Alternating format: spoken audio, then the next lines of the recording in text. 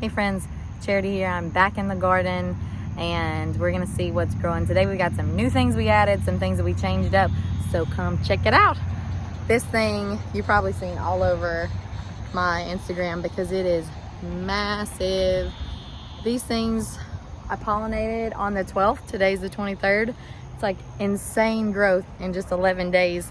But we'll come back up to the front of the garden.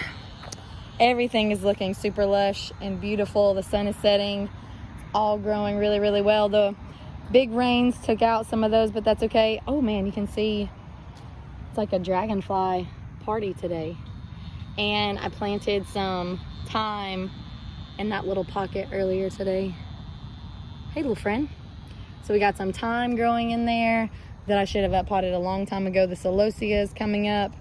Lots of things are filling in. This Kajari melon is finally doing better. It's growing. I still haven't seen any little melons from it, but I'm hopeful that they'll be coming soon. The basil's doing great. This borage is fabulous. And I actually saw a few ripe tomatoes down here on the bottom of those window bites tomatoes. This is blooming. I'm really thinking about ripping this thing out. This was the Minnesota midget melon that I planted for my husband, and it's just not doing great. It's not performing very well. It's looking all green, and I don't have time for that. I'm ready for this thing to take off, and it is just not.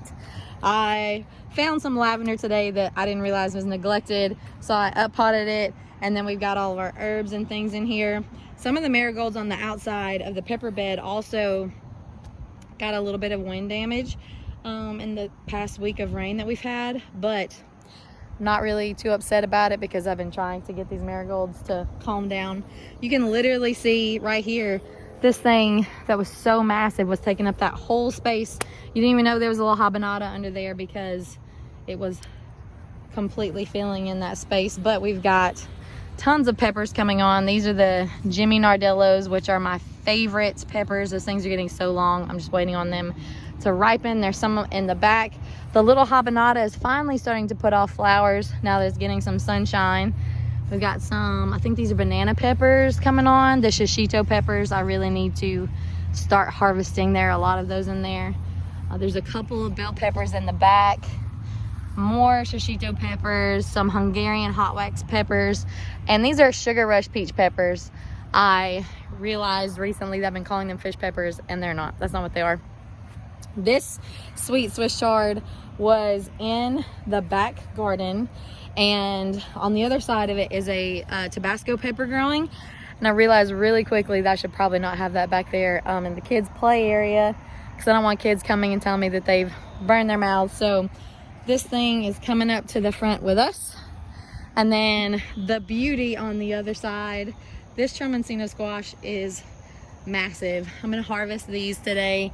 They are like, look at this. This is like as long as my arm. That's nuts. I'm gonna be giving this away because I have so many in there that are huge. I'm finally getting some eggplant flowers. So we'll be having some eggplant, and the watermelon radish are still growing well. The strawberry spinach, I have come to realize, is the ultimate trap crop for me.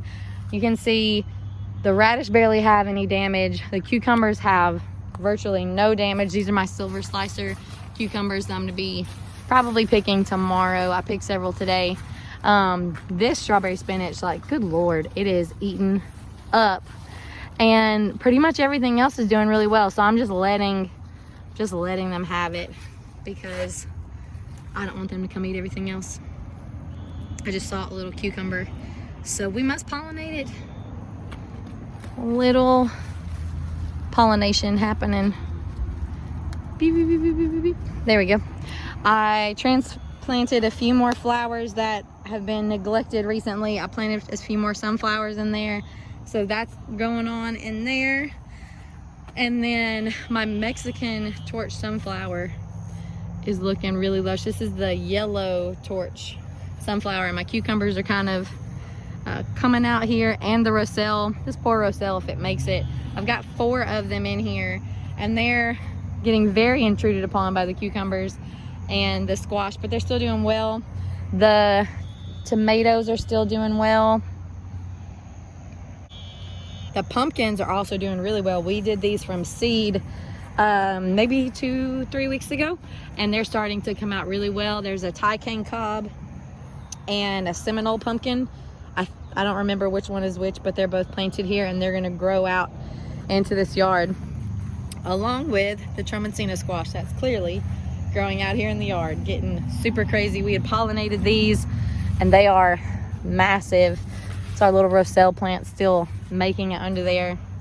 Some more zinnias that I need to deadhead, but this thing is literally just doesn't care. It's growing everywhere. Ooh, this needs to be picked for sure today. That thing is crazy. And this, we still got our cranberry, hibiscus, still got some more patty pan squash that's growing, some tomatoes in the middle that direly need to be staked up better. I don't actually remember what type of squash this is, but we do have some more squash growing. And this right here, this little bed has not done great. Oh, but we do have the Black Magic bachelor buttons are blooming. The nasturtiums have flowers. This bed is still really, really slow, but it's growing, so progress, right? Over here, all of the borage and lovely things are still growing. I need to come weed all of these. This is my, I believe it's Greek oregano. It's super velvety and soft, and it has the most pungent oregano flavor, but it's delicious. Still have basils growing. My tomatoes in this bed are really taking a long time, but that's okay. I'm just letting this do its thing. The kale is still doing great. You can see we've been harvesting that really steadily, continue to get that. And once I harvest this all the way up, it'll keep growing. And after the caterpillars take all of this over, then I'll just leave this nub here.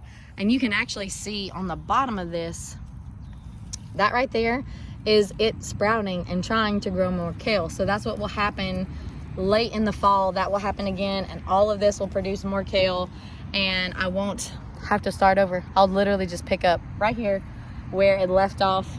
I need to deadhead these white Kilimanjaro marigolds.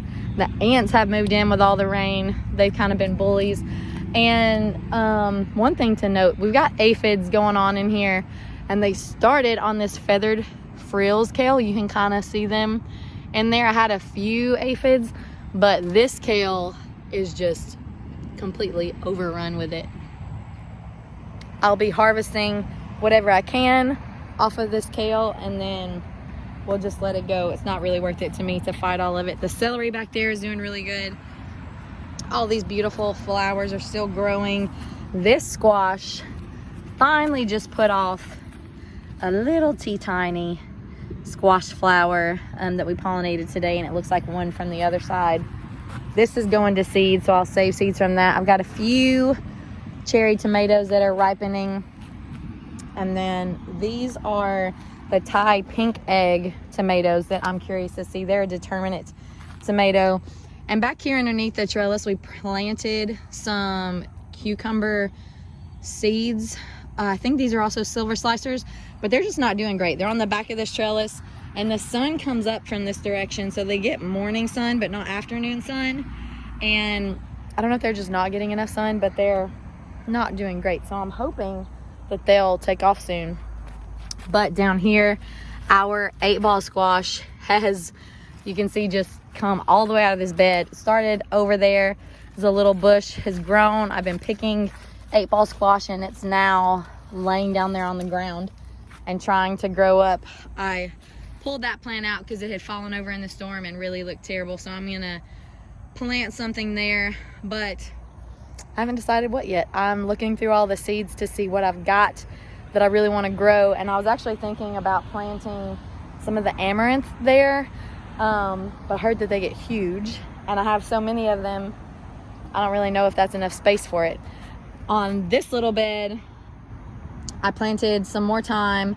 I started pulling out the arugula that had gone to seed earlier. The celery's still doing good. More sunflowers in here.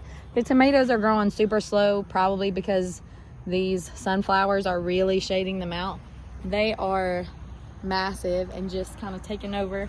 You can see our first head up there has branched off, and there's so many sunflowers up there. But this bed is literally just taken over by flowers, and that's okay. If these tomatoes don't do anything, it'll be fine.